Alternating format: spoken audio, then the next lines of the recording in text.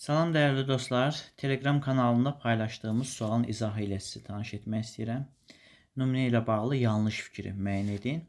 Aşıq Ələsgərin Dağlar qoşmasına aid olan bir bənd verib. Yayın əvvəlində dönürsən xana, son ayda bənzərsən yetkin bostana. Payızın zəhməri qoyur virana, dağıdır üstündən cəlalı dağlar. Nümunədə eyni məcaz növü iki fərqli misrada işlənibdir. Yayın əvvəlində xana dönürsən deyir, son ayda yetkin bostanaya bənzəyirsən, təşbeh yaradıb hər ikisində. Deməli, A variantı doğrudur. Şair təbiət hadisələri insan həyatının müxtəlif dövrlərini simvolizə edir. B bəndi doğrudur. Doğrunu belə eləməyək. Deməli, A doğrudur, B doğrudur. C-yə baxaq. İlk iki misrada eyni məcaz və ifadə vasitəsindən istifadə olunmuşdur.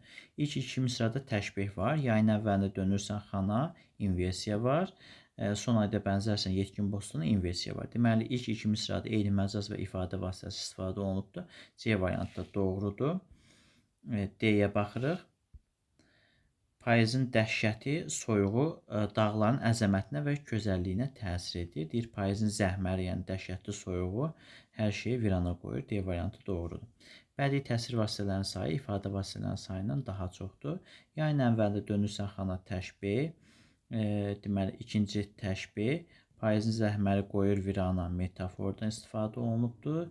Yəni, soyuğu hər şeyi virana qoyur. Dağıdır üstündən cəlalı dağlar.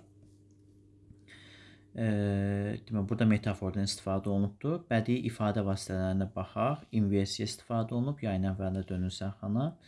Üstə gəlsin, son ayda bənzərsən, yenə də inversiyadan istifadə olunubdur. Payızın zəhməri qoyur virana, virana qoyur. İnversiyadan istifadə olunubdur.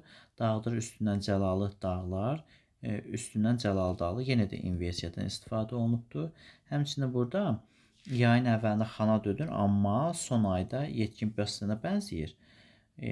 Bu fikir ifadə olunub, amma payızın zəhməri onu virana qoyur. Burada belə deyək də, yaxşı bir şeylərdən danışır. Burada isə artıq soyuğun düşməsindən danışır. Yayın istisindən, məhsulun bolluğundan sonra hər şeyin yox olmasından danışır. Həmçinin təzaddan da istifadə olunubdur. Burada görünür ki, bədii ifadə vasitələrinin sayı daha çoxdur. Ona görə E variantı yanlış olacaq.